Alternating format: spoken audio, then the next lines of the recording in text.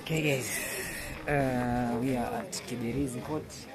As you can see, people doing their business, people doing their fishes and all that stuff, a lot of people. Kibirizi Port, it used to feed Zambia, Burundi and sometimes Congo. Yes. In 1990, mwaka 1990 kwenda mbele, Kibirizi Port ilikuwa ni kubwa kwa sababu watu wengi walikuwa wanatoka Burundi, Congo, wanakuja na dola kufanya biashara Kigoma kupitia Kibirizi Port. Kwa hiyo it's a big port kwa ukanda huu wa kusini, as you can see. That's all today. Oya vipi? Shwari mwanangu. Natoka kuvua. Wape hai basi wadau hapo, wasalimie wadau. Sana wadau. Sana. Sasa mwanangu sikiliza. Wewe unavua? Mimi sivui. Wewe unanunua? Mimi nafanya kazi. Wewe ni mfanyakazi? Unafanyia huko chini? Na hapo unaitwa nani? Naitwa Mungu. Ya Mungu. Bana jamaa anaitwa Ya Mungu, anawapa hai. Barabara ni chafu hii, umeona? Huko kukabwa ni dakika 0, tunakwambia Manyema. Nakwambia Manyema. So that's it guys for Kibirizi Port. I'll show you another area. So stay in your channel.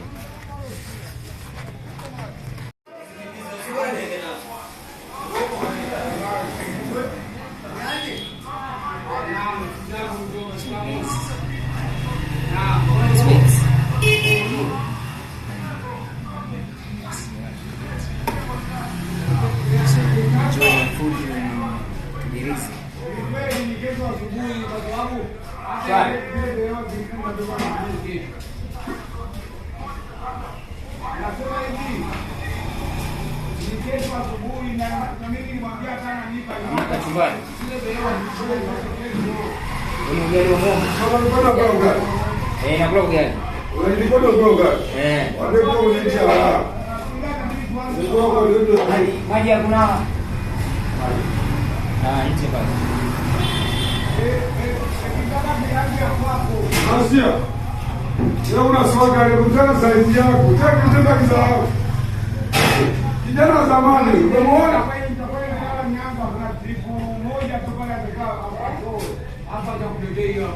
Uliulia ile Mungu.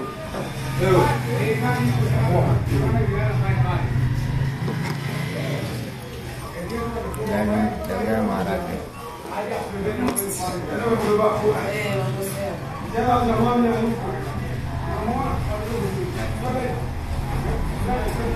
Sasa mbona dagaa kidogo sana? Tusema naona ni kidogo.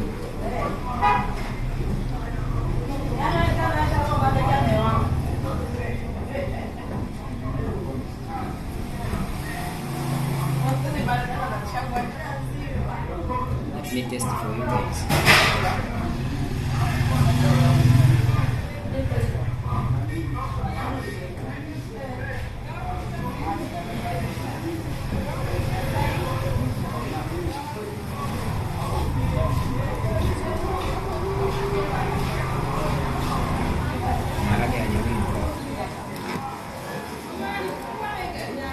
Maharage hajaungwa.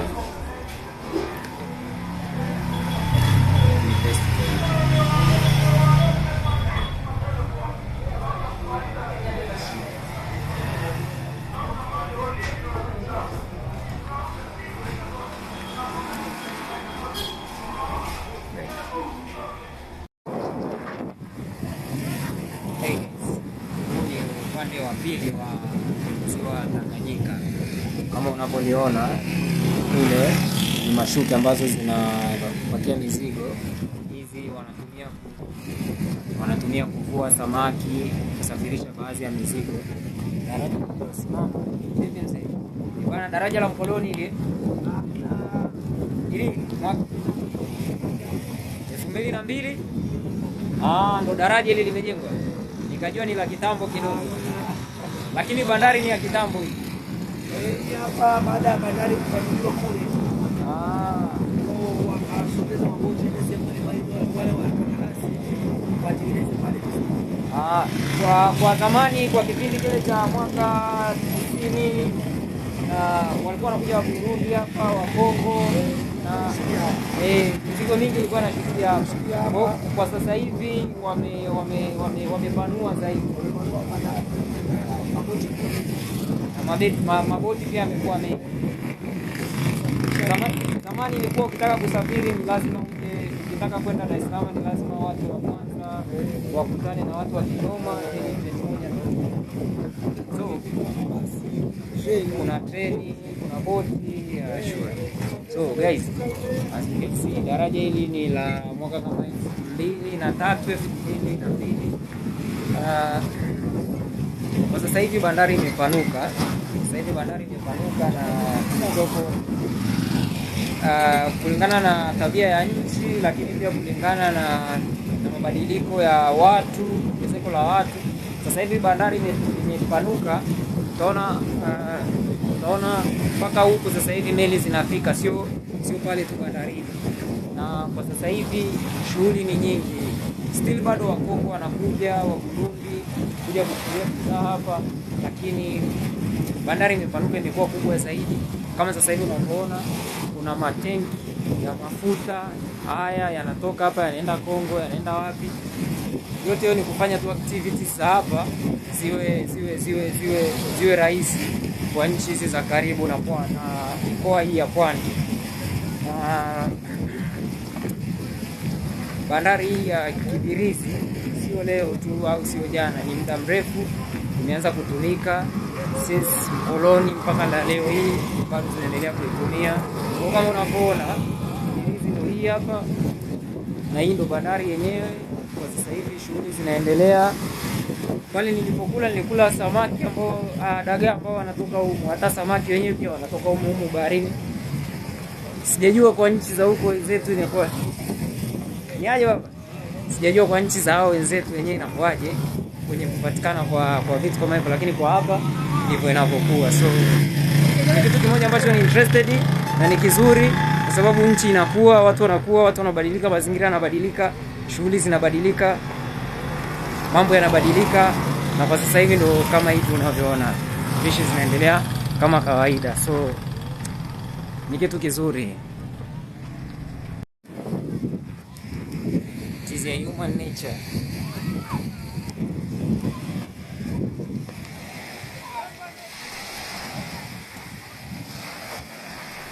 Shwari, naona mnaogelea.